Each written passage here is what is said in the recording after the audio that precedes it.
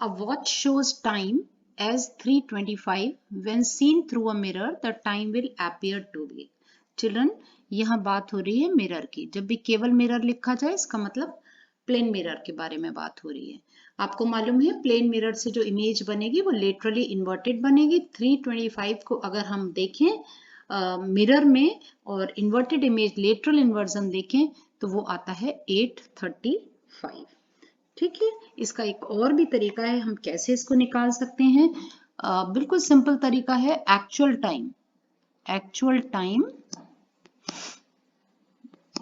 Time is equal to 1160 minus given time. ये भी एक तरीका है. ठीक है. तो आप 1160 में से गिवन टाइम माइनस कर दीजिए और वो है 3:25. तो आंसर आपका आ जाएगा 8:35. राइट. चलिए. Question 44 to 48 consist of 2 statements, assertion and reason. यहाँ आपको 4 ऑप्शंस दिए जाएंगे बच्चों. ए ऑप्शन होगा अगर आपका assertion और रीजन दोनों सही हैं, both A and R are true and R is the correct explanation of A, तब हमारा चॉइस होगी ए. अगर दोनों ही assertion रीजन सही हैं लेकिन आर ए को एक्सप्लेन नहीं कर रहा है, तब हमारा ऑप्शन होगा बी. और ऑप्शन सी होगा if A is true and R is false, and option D if A is false but R is true. इसी पर बेस्ड हम क्वेश्चन दे रहे हैं. Question number 44. Assertion is white silver chloride turns gray in sunlight. सबसे पहले हमें ये देखना है कि ये हमारा स्टेटमेंट सही है या नहीं सही है. ये स्टेटमेंट बिल्कुल सही है. सिल्वर क्लोराइड ग्रे हो जाता है सनलाइट की प्रेजेंस में, तो आप इसके आगे ट्रू लिख लीजिए. अब रीजन देखते हैं. Decomposition of silver chloride in presence of sunlight takes place to form silver metal and chlorine gas. ये रिएक्शन है आपका फोटो डिकम्पोजिशन का and this statement is also true. यहाँ एक बड़ा अच्छा तरीका है इसको ट्रू देखने का कि ये रीजन असर्शन को सपोर्ट कर रहा है या नहीं. आप यहाँ एक वर्ड डालिए बिकॉज. ठीक है. अब दोनों सेंटेंसेस को एक साथ पढ़िए. White silver chloride turns grey in sunlight because decomposition of silver chloride in presence of sunlight takes place to form silver metal and chlorine gas. इसका मतलब रीजन assertion को सपोर्ट कर रहा है, एक्सप्लेन कर रहा है. जब ये वाला स्टेटमेंट होगा तो हमारे पास चॉइस होगी ए. Both A and R are true and R is the correct explanation of A. इसको मैं आपको एक तरीके से और भी समझाती हूँ. अगर हमारे assertion और reason दोनों ट्रू हैं, तो आपको C और D ऑप्शन पर नहीं जाना है. इनको पहले ही एलिमिनेट कर देना है बिकॉज यहाँ एक ट्रू है और एक फॉल्स है. अगर हमारे स्टेटमेंट में एक ट्रू और एक फॉल्स है तो A और B को एलिमिनेट करना है. ऐसा क्वेश्चन हम आगे आएगा उस पर डिस्कस करेंगे. Question number 45. H2CO3 is a strong acid. H2CO3 तो स्ट्रॉन्ग एसिड है नहीं, तो ये हमारा स्टेटमेंट हो गया फॉल्स. ठीक है. Reason is a strong acid dissociates completely into ions in aqueous solution. ये बात बिल्कुल सही है कि स्ट्रॉन्ग एसिड का मतलब ही ये है कि वो उसमें complete dissociation of hydrogen ions हो. तो दिस स्टेटमेंट इज ट्रू. अभी मैंने आपको बताया कि अगर हमारा एक स्टेटमेंट ट्रू और एक फॉल्स हो तो हमें सी और डी में से आंसर चूज करना है.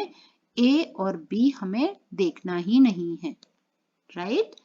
अब देखिए स्टेटमेंट ए फॉल्स है, हम सी में देखें ए ट्रू, ये हमारा ऑप्शन नहीं हो सकता. A false R true.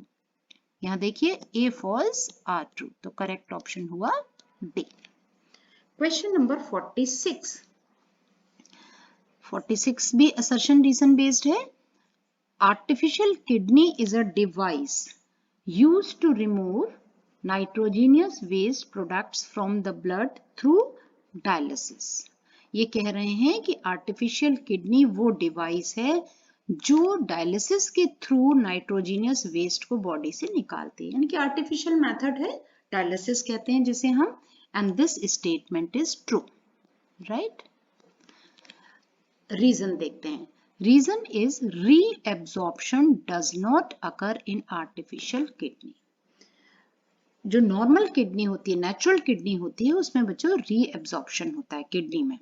तो जो रिक्वायर्ड अभी वाटर या दूसरी मिनरल्स हैं उनको रीअब्सॉर्ब कर लेती है किडनी, लेकिन आर्टिफिशियल किडनी में ये सिस्टम नहीं होता। तो ये कैसा स्टेटमेंट हो गया? अपने आप में ये स्टेटमेंट ट्रू है, ठीक है ना। रीअब्सॉर्प्शन डज नॉट अकर, बिल्कुल ठीक बात है कि रीअब्सॉर्प्शन नहीं होता, लेकिन क्या, अब देखिए दोनों ही स्टेटमेंट ट्रू हैं, तो हमें आंसर कहां से मिलेगा, ए या बी से। सी और डी को हमको क्या कर देना है, एलिमिनेट कर देना है। ये बहुत इंपॉर्टेंट चीज है कि आप केवल दो ही ऑप्शंस पर फोकस करेंगे, दो को बिल्कुल डिलीट कर दीजिए, एलिमिनेट कर दीजिए। अब देखिए दोनों स्टेटमेंट ट्रू हैं, लेकिन क्या रीजन एक्सप्लेन कर रहा है फर्स्ट को? अगर हम बिकॉज लगाकर पढ़ें, artificial kidney is a device used to remove nitrogenous waste products from the blood through dialysis because reabsorption does not occur in artificial kidney. यहाँ कोई इसके साथ कनेक्शन नहीं है, जबकि रीजन अपने आप में ट्रू स्टेटमेंट है। तो हमारा करेक्ट आंसर क्या होगा, B, both A and R are true and R is not the correct explanation of A. I hope कि आप असर्शन रीजन को समझ पा रहे होंगे। 47 क्वेश्चन पर आ जाते हैं। Again assertion reason question. Assertion is large concave mirrors are used to concentrate sunlight to produce heat in solar cookers. Assertion कह रहा है कि large concave mirrors यूज होते हैं सनलाइट को कंसंट्रेट करने के लिए। ये स्टेटमेंट ट्रू है, ठीक है। रीजन देखते हैं। Concave mirror diverges the light rays falling on it. Concave mirror diverging mirror नहीं है। देखिए ये concave mirror हो गया, ठीक है, और जब भी यहाँ आएंगी रेज तो इस तरीके से ये क्या करेगा, उनको कन्वर्ज करेगा, कन्वर्जिंग मिरर कहलाएगा, ठीक है ना। तो ये स्टेटमेंट कैसा हो गया, ये स्टेटमेंट हो गया आपका फॉल्स, ठीक है, ये स्टेटमेंट हुआ फॉल्स। अब देखिए एक स्टेटमेंट ट्रू और एक फॉल्स, तो ऊपर का ए और बी हमको पहले ही हटा देना है। अब हमें सी और डी में से करेक्ट चूज करना है, तो A true and R false, तो correct is option is C, right. एक क्वेश्चन और ले लेते हैं, लास्ट क्वेश्चन सेक्शन बी का। Assertion is blue color of the sky appears due to scattering of blue light. आसमान का नीला रंग इसलिए दिखता है क्योंकि ब्लू कलर की जो लाइट है वो स्कैटर हो जाती है। This statement is absolutely true और correct. Next is blue colour, reason is blue colour of light has shorter wavelength than red colour in visible spectrum. Shorter wavelength की light होती है ब्लू, ये भी स्टेटमेंट एकदम ट्रू है, right? When both the statements are true, then we have to delete these two. पहले अब हम देखते हैं कि क्या ये एक दूसरे को सपोर्ट कर रहे हैं, क्या रीजन असर्शन को एक्सप्लेन कर रहा है। फिर से इसको पढ़ लेते हैं and we will add because in between these two sentences. Blue color of the sky appears due to scattering of blue light because blue color of light has shorter wavelength than red color in visible spectrum. Reason बिल्कुल assertion को explain कर रहा है, उसी का reason है। तो हमारा करेक्ट आंसर होगा option A, both A and R true and R is the correct explanation of A. यहाँ बच्चों हमारा सेक्शन बी कंप्लीट हो गया है। सेक्शन सी को हम अगले पार्ट में लेंगे। आपको क्वेश्चन पेपर का लिंक डिस्क्रिप्शन बॉक्स में मिल जाएगा। आप उसको देख लीजिए और नेक्स्ट सेक्शन सी को हम अलग पार्ट में लेंगे। उसके लिए फिर मिलते हैं आपसे। Till then bye bye children. Dear students, मैं Anjali Saraswat, science teacher, Kendriya Vidyalaya number 2 Agra cantt. 10th science के रिवीजन सेशंस में मैंने केंद्रीय विद्यालय संगठन के आगरा रीजन का प्री बोर्ड का सेक्शन ए पार्ट 1 में कवर किया है। अगर आपने नहीं सॉल्व किया हो तो डिस्क्रिप्शन बॉक्स में आपको उसका लिंक मिल जाएगा। अब हम शुरू करने जा रहे हैं section B, right. Section B में हम थोड़ा क्विकली चलेंगे। फिर से वही बात है, first attempted 20 questions would be evaluated, यानी आपके पहले 20 क्वेश्चंस को ही इवेलुएट किया जाएगा। तो जो क्वेश्चंस जिनके लिए आप कॉन्फिडेंट नहीं है आप उनको स्किप कर दीजिए, टोटल 20 क्वेश्चंस ही अटेम्प्ट करिए। Question number 25, match column 1 with column 2 and choose the correct answer from the codes given below. यहां आप पहले मैचिंग करिए, ऑप्शंस को मत देखिए। Lime stone is heated, lime stone अगर हम कॉलम 2 देखें तो हमें जो करेक्ट ऑप्शन मिल रहा है वो है 2, यानी कि डिकम्पोजिशन। कौन सा मिल रहा है? Decomposition, right. तो P के साथ हमें मिला 2। अब देखिए, अब हम चारों ऑप्शंस को एक साथ एक बार एक नजर मार लेते हैं। पहला हमारा लाइम स्टोन P के लिए आ गया ऑप्शन 2, तो P2 हमें यहां भी मिल रहा है और P के साथ 2 यहां भी मिल रहा है, यानी P4 है नहीं, P1 है नहीं, इसलिए हम इन दोनों को ही पहले ही एलिमिनेट कर देंगे। Okay, now magnesium wire is burned in air. इसके लिए करेक्ट ऑप्शन आपका है it is a combination reaction. कौन सा रिएक्शन है? It is a combination reaction. Sorry, just a minute. It is a combination reaction. किसके साथ? मैग्नीशियम। ठीक है, तो Q के साथ आप 3 देख लीजिए। Q के साथ आपको 3 मिल रहा है यहाँ पर और ये 4, यानी कि ये यहाँ पर गलत हो गया, ये भी ऑप्शन गलत हो गया, यानी आपको अभी पूरा ना करने पर ही आंसर अपना मिल गया। लेकिन फिर भी हम आगे देख लेते हैं। White precipitate of the silver chloride is formed when silver nitrate is added to sodium chloride solution. इसके लिए ऑप्शन है हमारे पास 4, that is double displacement reaction, right. तो देखिए R के साथ 4, R के साथ आपको मिल गया 4। ठीक, अगला देख लेते हैं। Electricity is pass through acidulated water. यहां क्या होगा? इलेक्ट्रोलिसिस होगा। क्या होगा? इलेक्ट्रोलिसिस, यानी S के साथ आपको मिल ज्वाइन कर सकते हैं 1। सो the correct answer option is B। Next question की ओर चलते हैं। Question number 26, a student takes 2 ml acetic acid in a dry test tube and adds a pinch of sodium hydrogen carbonate to it.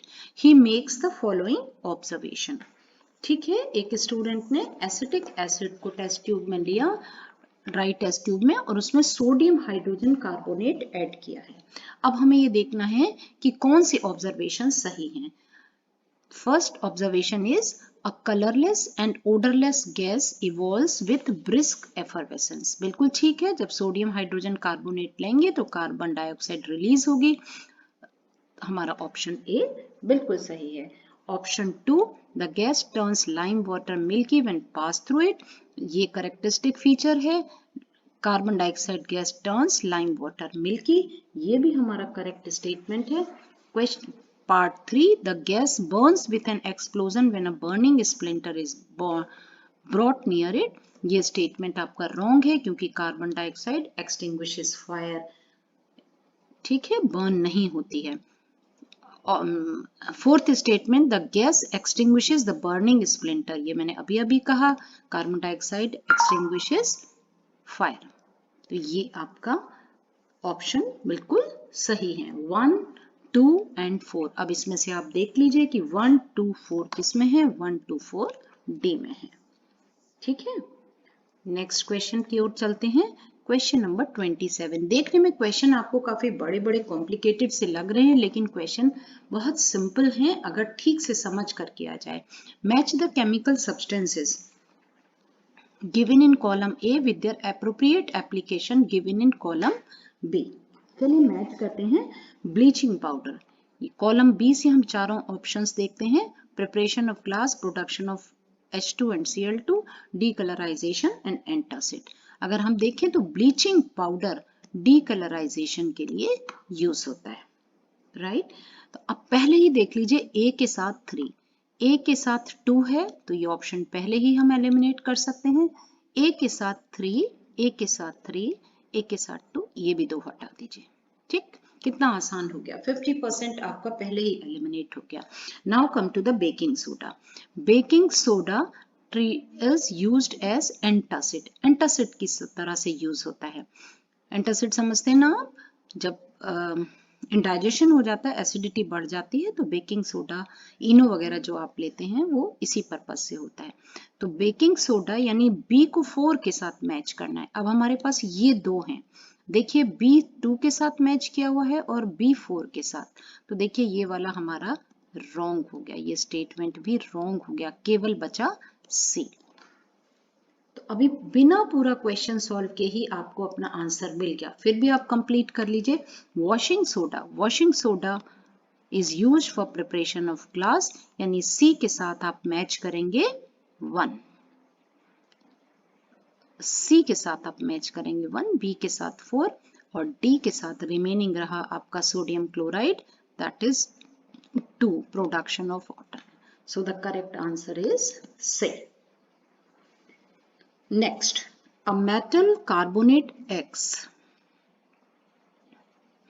A metal carbonate X on treating with mineral acid liberates a gas which when passed through an aqueous solution of a substance Y gives back X। पढ़ने में बड़ा complicated सा लग रहा है, लेकिन अगर हम इसको समझें थोड़ा सा कि मेटल कार्बोनेट है, ठीक है, मेटल कार्बोनेट है, और यहां अगर हम देखें तो सारे ही कैल्शियम है। तो पहला हमारा जो मेटल कार्बोनेट X, तो मेटल ये हाइड्रोक्साइड है, ये पहले ही हट गया, इसको भी एलिमिनेट कर दीजिए, ये भी हाइड्रोक्साइड है। अब हम किस में से कंसीडर करें? या तो इसमें से कंसीडर करें या इसमें कंसीडर करें। तो ये तो कंफर्म हमें हो गया कि कैल्शियम कार्बोनेट है, ठीक है, X is calcium carbonate. The substance Y on reaction with the gas obtained at anode during electrolysis of brine gives a compound Z। आपको मालूम है कि जब ये रिएक्शन होता है तो कंपाउंड बनता है कैल्शियम हाइड्रोक्साइड। कौन सा कंपाउंड बनता है? Calcium hydroxide. तो अगर हम ए ऑप्शन में देखें तो हमें कैल्शियम हाइड्रोक्साइड मिल रहा है, जबकि सी में मिल रहा है CaOCl2। तो हमारा ऑप्शन ए हमारा आंसर हमें अभी से ही मिल गया है। फिर भी आगे पढ़ लेते हैं। obtained at electrolysis Z which can decolorize colored fabrics। Decolourisation के लिए हमें चाहिए होता है ब्लीचिंग पाउडर, यानी कि कैल्शियम ऑक्सीक्लोराइड। ठीक है, यहाँ ये गलत है, तो सी हमारा क्या हो गया? Wrong. Option A is the correct answer. Question 29. Which of the following salts does not contain water of crystallization? कौन से इसमें salt ऐसे हैं जो water of crystallization जिनमें नहीं होता? अगर हम देखें तो ब्लू विट्रॉल इसमें भी होता है, ये भी सही है। बेकिंग सोडा ऐसा है जिसमें वाटर ऑफ क्रिस्टलाइजेशन नहीं है। This is our correct answer, this is the correct answer, baking soda. Washing soda में भी वाटर ऑफ क्रिस्टलाइजेशन है, जिप्सम में भी है, तो ये तीनों हम कैंसिल कर देंगे, ये तो डायरेक्ट आंसर है, कोई ज्यादा इसमें सोचना नहीं है। क्वेश्चन नंबर 30 पर हम आ जाते हैं। बहुत ही अच्छा क्वेश्चन है। Calamine is used to reduce the irritating effect of an ant bite sting because it reacts with X released during to the bite sting of ant and Y present in calamine, then X and Y respectively are। अब आपको सबसे पहले ये पता होना चाहिए कि जो X है यानी इंसेक्ट बाइट है, इसमें होता है फॉर्मिक एसिड। कौन सा एसिड होता है? Formic acid, right. तो X हमारा क्या हो गया? Formic acid. अब हम एलिमिनेशन मेथड फिर यूज करते हैं। फॉर्मिक एसिड हमारा X क्या होगा? फॉर्मिक एसिड, जो हमें केवल B में मिल रहा है, केवल B में। देखिए ना, इसमें है तो ये सोडियम हाइड्रोक्साइड पहले ही एलिमिनेट हुआ, ये भी एलिमिनेट हो गया, आंसर हमें यही मिल गया। और Y क्या होता है? जो कैलामाइन है उसमें होता है zinc carbonate. So B is the correct option.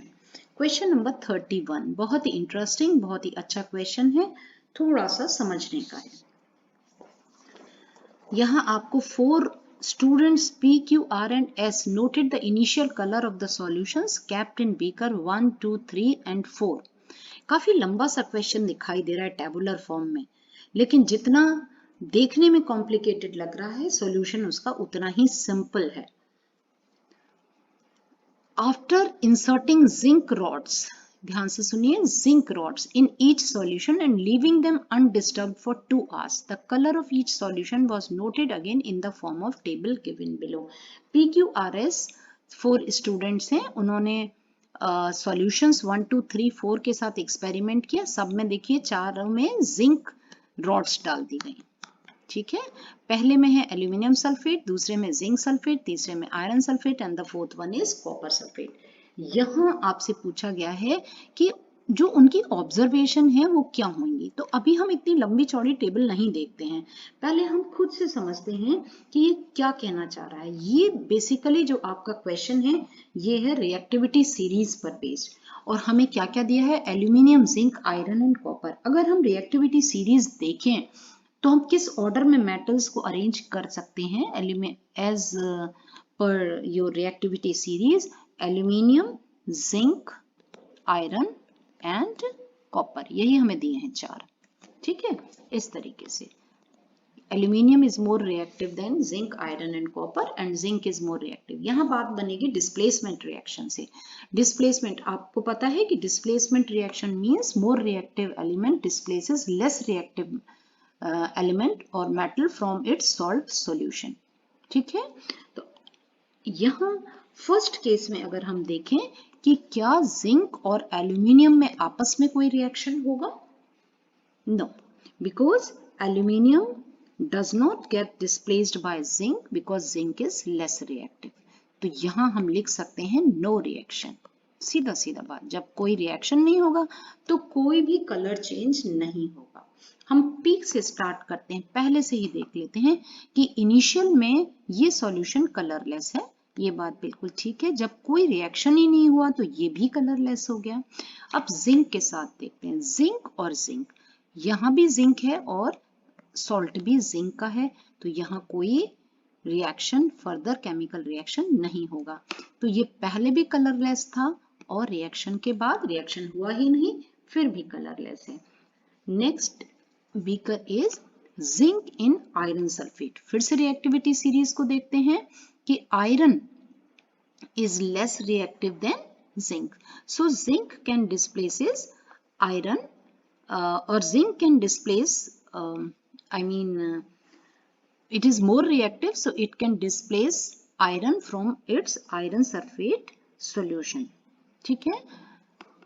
Iron sulphate का कलर होता है लाइट ग्रीन, और जब डिस्प्लेस हो जाता है तो वो हो जाता है कलरलेस, राइट। तो ये भी बात हमें P फर्स्ट स्टूडेंट P से ही सही ऑब्जर्वेशन मिल रही है।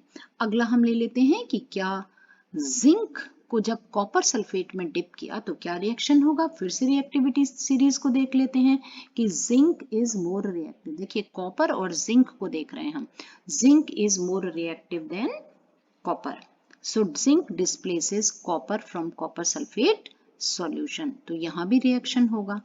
यहाँ दो कंडीशन में रिएक्शन नहीं था, इसमें भी रिएक्शन है और इसमें भी रिएक्शन है, राइट।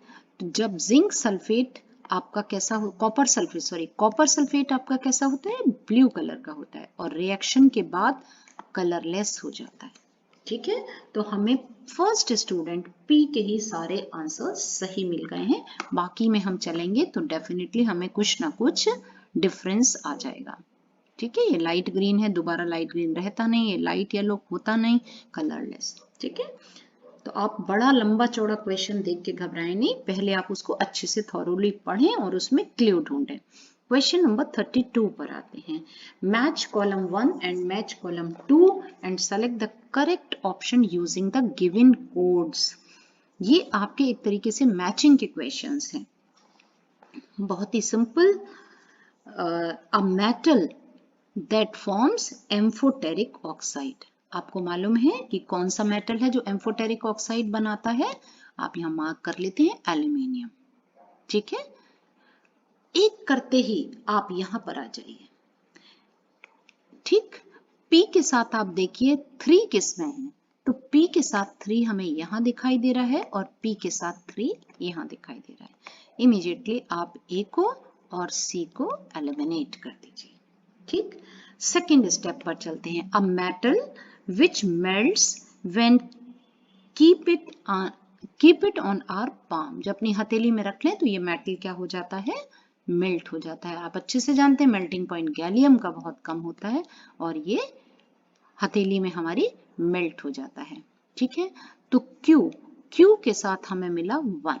यहाँ देख लेते हैं, Q के साथ 1 यहाँ भी है और Q के साथ यहाँ मिल गया 2, जो गलत है। तो हमारे ऑलरेडी 3 एलिमिनेट हो चुके हैं। हमारा करेक्ट आंसर होगा B। फिर भी हम आगे चलते हैं, R को देख लेते हैं। A metal that has highest density, और वो होता है आपका ऑस्मियम, एंड R के साथ हुआ आपका 4, R के साथ 4 combination. A metal which can not displace hydrogen from acids, बचा S के साथ 2, और यहाँ भी केवल एक यही ऑप्शन बचा है, gold. So B is the correct option. तो आप थोड़ा सा स्मार्टली क्वेश्चंस को अटेम्प्ट करना सीखिए। Question number 33, which of the following events in the mouth cavity will be affected if salivary amylase is lacking in the saliva। अब हमें ये पूछ रहे हैं आपसे कि यहाँ पर कौन सा फंक्शन नहीं होगा माउथ कैविटी में अगर वहां सलाइवरी एमाइलेज कम है। और अब आपको पता होना चाहिए कि एमाइलेज का फंक्शन क्या है। एमाइलेज स्टार्च को ब्रेक करता है, किसमें? शुगर में ब्रेक करता है। माउथ में ही स्टार्च बेसिकली शुगर का जो डाइजेशन है वो स्टार्ट हो जाता है थ्रू सलाइवरी एमाइलेज। अब हम ऑप्शंस देख लेते हैं। Option A, starch breaking down into sugar, ये बिल्कुल ठीक है, आपको पहले ही ऑप्शन मिल गया है।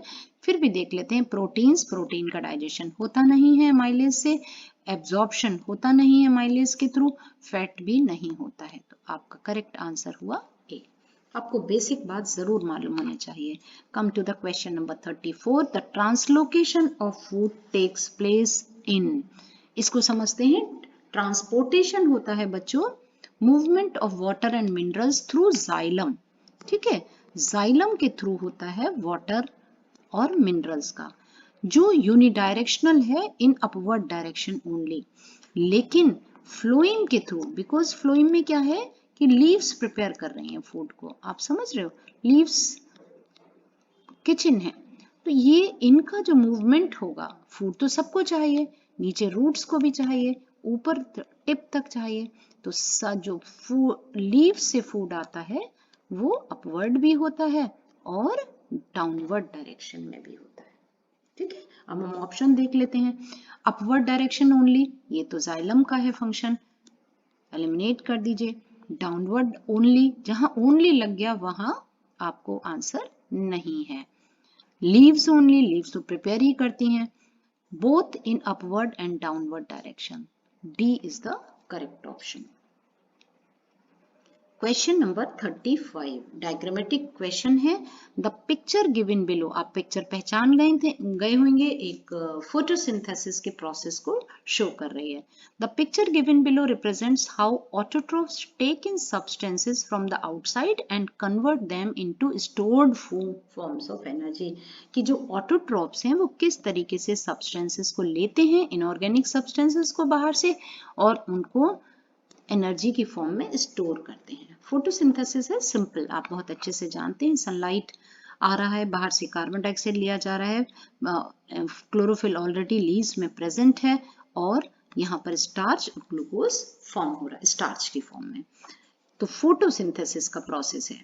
तो फोटोसिंथेसिस की जो केमिकल इक्वेशन है उसको किस से, बैलेंस्ड केमिकल इक्वेशन किस से रिप्रेजेंट होती है वो आपको याद है। तो सीधा सीधा हम करेक्ट इक्वेशन को सर्च कर लेंगे। 6O2 plus 6H2 gives C6H12O6 plus 6CO2। Direct answer है, कोई कॉम्प्लिकेटेड नहीं है। क्वेश्चन नंबर 36 आते हैं, बड़ा ही इंटरेस्टिंग क्वेश्चन है, इसको थोड़ा समझेंगे भी, ये समझने का भी है। डायग्रामेटिक बेस्ड है। The diagram shows a model of nephron and its associated blood vessels. Nephron का डायग्राम बना है। अगर आपको याद है तो nephron is a unit of excretory system। ध्यान रखिए, neuron is a unit of nervous system whereas nephron is a unit of excretory system। तो ये नेफ्रॉन का डायग्राम बनाएं। अब यहाँ ये पूछ रहे हैं this model has been criticised for being a poor representation of nephron, कि यहाँ कुछ बनाने में थोड़ी सी लापरवाही बरती गई है। Which of the following statement explain this, क्या कमियां हैं इसमें उसको हमें बताना है, राइट? चलिए पहला देखते हैं। The rubber tubing at B is not split up. ये रही रबर ट्यूबिंग, ये रबर ट्यूबिंग। ये कह रहे हैं कि रबर ट्यूबिंग स्प्लिट नहीं की गई न्यूमरस ब्रांचेस में, क्योंकि आपको मालूम है कि जो ग्लोमेरुलस है, ये इसका फिगर है, और यहाँ पर ग्लोमेरुलस बहुत ज्यादा क्या हो जाता है, डिवाइड हो जाता है कैपिलरीज में। The rubber tubing at B is not split up into numerous branches like the capillary network of the glomerulus। ये बात बिल्कुल सही है। नेक्स्ट देखते हैं, the rubber tubing at B should be continuous and not contain small pores। ये बात बिल्कुल गलत है। रबर ट्यूबिंग में हमेशा क्या होना चाहिए, that contain, इस वन यहाँ कह रहे हैं not contain, आप इसको एलिमिनेट कर दीजिए। नंबर 3 पर आइए। The stem of the thistle funnel is not coiled. ये थिसल फनल ये आपको दिखा रहे हैं, red dye and quiescent stirred. Thistle funnel का यहाँ पर आइए, स्टेम ऑफ थिसल फनल ये इस तरीके से नहीं होता है, ये आते हैं, ये इस तरीके से फॉर्म होती है। यूट्यूब में इसे हम डिसेंडिंग और असेंडिंग आर्म्स बोलते हैं। The stem of the thistle funnel is not coiled to represent the convoluted tubule of nephron. ये बात बिल्कुल सही है। ये दो गलतियां हैं इस फिगर में, कमियां हैं। तो हमारा ऑप्शन कौन से हैं, 1 and 3 हम ढूंढ लेते हैं। ये 1 है ए, बी में 1 and 3 हमें मिल गया, इसलिए ये हमारा करेक्ट आंसर हुआ। Question number 37, very important figure that depicts the circulation, blood circulation. The image shows the transport of gases in body through heart and lungs। कुछ इसमें खास नहीं करना है, ये आपको सभी ऑप्शंस में स्टेप्स बताए हैं कि ब्लड कहां से फ्लो हो रहा है और कहां से आ रहा है। आप देखते भी जाइए और बताते भी जाइए, कोई ढूंढने बिल्कुल जरूरत नहीं है। यहां से स्टार्ट हो रहा है और फिर आ रहा है पल्मोनरी वेन। जैसे जैसे आप देख रहे हैं वैसे वैसे करते जाइए और यूं आपको याद भी है। तो देखिए फर्स्ट स्टेप सभी में लंग से स्टार्ट हो रहा है, यहाँ अभी हमारे पास चॉइस नहीं है। अगला शुरू हो रहा है पल्मोनरी वेन, ठीक है। अब हम देखते हैं यहाँ भी पल्मोनरी वेन है, यहाँ भी पल्मोनरी वेन, लेकिन यहाँ आर्टरी आ गई, इसको कैंसिल कर दीजिए। यहाँ भी आर्टरी आ गई, इसको भी कैंसिल कर दीजिए। अब हमारे पास केवल 2 ऑप्शन बचे हैं। तो पल्मोनरी वेन के बाद जब अगर हम आए तो लेफ्ट एट्रियम में आता है ब्लड, और लेफ्ट एट्रियम के बाद लेफ्ट वेंट्रिकल में आता है। तो आप सिर्फ 2 ऑप्शंस देखें, A and B. Left atrium कहां पर आया, पहले लेफ्ट एट्रियम में, ये बिल्कुल सही है। ये राइट एट्रियम रॉन्ग है। अभी हमें पूरा देखने की जरूरत नहीं पड़ी और हमें आंसर मिल गया ए। अगर आप इस तरीके से करेंगे तो आप बहुत टाइम सेव कर पाएंगे, टाइमली पेपर कंप्लीट कर पाएंगे और अपनी OMR शीट को भी सफिशिएंट टाइम के साथ करेक्टली फिल कर पाएंगे। बाकी भी हमें देखने की जरूरत नहीं है, लेकिन अगर हम देखते जाएं, लेफ्ट वेंट्रिकल के बाद आता है ब्लड एओर्टा में और उसके बाद जाता है ब्लड सेल्स, बॉडी सेल्स में। Next question 38, a child is standing in front of a magic mirror. She finds the image of her head bigger. देखिए उसके हेड की जो इमेज है वो उसको बड़ी दिखाई दे रही है। ठीक है, अब हमें यहाँ पर ये देखना है कि किस मिरर से कैसी इमेज बनती है, मैग्नीफाइड, स्मॉल, इरेक्ट, वर्चुअल, कैसी बनती है। The middle part of her body of the same size, ये कंडीशन है। यहाँ बड़ा बन रहा है इमेज, यहाँ सेम साइज बन रहा है और लेग्स उसको छोटे दिख रहे हैं। तो सबसे पहले आप सेम साइज पर आ जाइए। सेम साइज किस में बनती है? प्लेन मिरर में। किस में बनती है? प्लेन मिरर में। तो आपको यहां ढूंढिए कि बीच में प्लेन मिरर कहाँ है। देखिए फर्स्ट में है नहीं, इसको हटा दीजिए। प्लेन मिरर बिगिनिंग में आ गया, यहाँ प्लेन मिरर लास्ट में आ गया, एलिमिनेट कर दीजिए। प्लेन मिरर यहाँ दो जगह सेंटर में आ रहा है। ठीक है, समझ में आ गया। अब देखिए बड़ी इमेज किससे बनती है? बिगर इमेज कहाँ बनेगी? बिगर इमेज बनती है कॉनकेव से, कॉनकेव मिरर से, राइट। तो ये हमारा कॉनकेव प्लेन और कॉन्वेक्स मिरर से बनती है स्मॉलर इमेज। ठीक है, ये आपको पता है। आप रे डायग्राम्स, एनसीईआरटी से रे डायग्राम को बहुत अच्छी तरह से प्रिपेयर करिए, तो आपको बहुत ही क्विकली आंसर मिल गया, option C. Question number 39, all the following statements are correct except. बच्चों क्वेश्चन को पढ़ना बहुत अच्छी तरीके से। होता क्या है कि हमने ये पढ़ लिया all the following statements are correct except, यहाँ हमें ढूंढना क्या है? हमें यहाँ इनकरेक्ट स्टेटमेंट ढूंढना है। समझ रहे हैं आप? इनकरेक्ट स्टेटमेंट ढूंढना है। तो एक के बाद एक हम स्टेटमेंट को पढ़ें और देखें कि क्या ये स्टेटमेंट सही है। The magnification produced by a convex mirror is always less than 1. This statement is true. ये आपको मालूम है। A virtual erect same sized image can be obtained using a plane mirror. ये सारे plane mirror के image के properties हैं, characteristic features हैं, ये भी ट्रू है। A virtual erect magnified image can be formed using a concave mirror, ये भी ट्रू है। तो हमें ट्रू तो चाहिए ही नहीं, तो हमें करेक्ट स्टेटमेंट नहीं चाहिए, हमने तीनों को एलिमिनेट कर दिया। ऑब्वियसली फोर्थ एक ही ऑप्शन हमारे पास बचा है, वही सही होगा। फिर भी देख लेते हैं। A real inverted same sized image can be formed using a convex mirror. और कॉन्वेक्स मिरर से आपको मालूम है कि हमेशा स्मॉल साइज का, ये है कॉन्वेक्स मिरर, और हमेशा स्मॉल साइज का मिरर इमेज फॉर्म होता है। सो the correct option is D. Question number 40. When sun rays are focused with a convex lens, ये आ गया आपका कॉन्वेक्स लेंस। कभी भी क्वेश्चन पढ़ें, जो भी लेंस या मिरर आ रहा है उसका एक रफ स्केच कर दीजिए, इमीडिएटली सारी रे डायग्राम्स आप विजुलाइज कर पाएंगे। When sun rays are focused with a convex lens, a sharp bright spot is observed at its focus. What does this spot indicate? देखिए इससे इमेज कैसी बनेगी? रियल इमेज बनेगी। कैसी बनेगी? रियल। और ऑब्जेक्ट हमारा क्या है? सन। ऑप्शन ए हमें पहले ही आंसर में मिल गया, the real image of the sun. ठीक है, बाकी को पढ़ने की जरूरत भी नहीं है, हमें करेक्ट आंसर यही मिल गया। फिर भी आप देख सकते हैं ऑप्शंस को। क्वेश्चन नंबर 41, थोड़ा सा ट्रिकी क्वेश्चन है लेकिन बहुत आसानी से आप समझ पाएंगे अगर आपको ये ग्लास स्लैब दिखाई दे जा रहा है, और ग्लास स्लैब से होता है लाइट का refraction, that means bending of light. याद करिए, एक पहले मैं यहां पर आपको एक बात बता देती हूं कि अगर इंसिडेंट रे, आप ध्यान रखिए ये एयर से ग्लास में आ रहा है, तो जब भी ऑप्टिकली रेयर मीडियम से डेंसर मीडियम में आता है तो टुवर्ड्स नॉर्मल हो जाती है। ठीक है, और उसके बाद ये डेंसर से रेयरर में जाता है तो अवे फ्रॉम द नॉर्मल हो जाती है। But incident ray and emergent रे दोनों अगर हम स्केल से मिलाएं तो दोनों स्ट्रेट लाइन को शो करते हैं। ठीक है, तो ये आपको ग्लास स्लैब यहाँ दिखाया गया है, ये आपको एंगल बताया है θ1, θ2 एंड θ3, इनमें रिलेशनशिप बताना है। ठीक है, in case of a glass slab the incident ray is parallel to the emergent रे।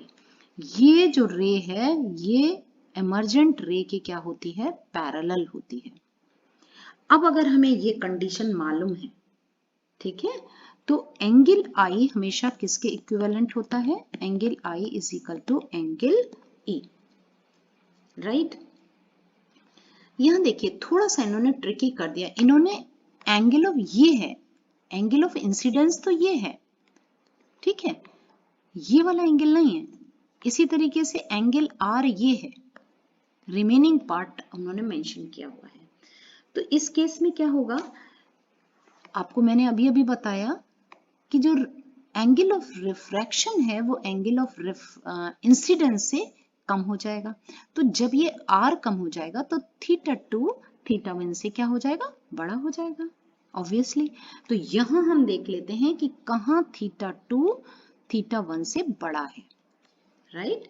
तो देखिए ऑप्शन ए में भी हमें थीटा 2 1 से बड़ा दिखाई दे रहा है, यहाँ लेसर है और यहाँ भी छोटा है, दोनों को हम हटा दें, हमारे पास ये दो ऑप्शंस हैं।